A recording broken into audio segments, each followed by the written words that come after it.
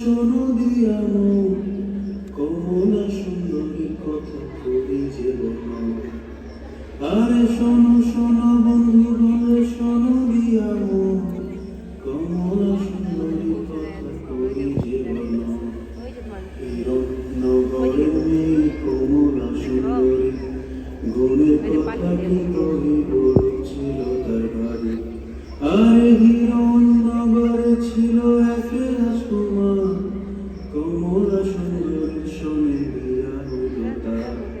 লালের সবুজ পরি দেহি দিয়া পারে পাখি চড়ে যাইতেছিল নিজের বাপের বাড়ি।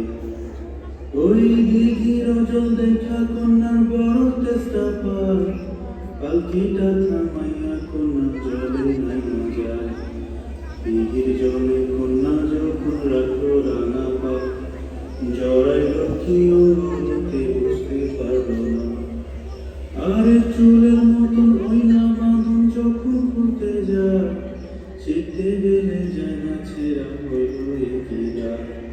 কাটতে আইলো কামার কুমার কুকে একে ফিরে গেল সবাই বিফল হইয়া। এমন কইরা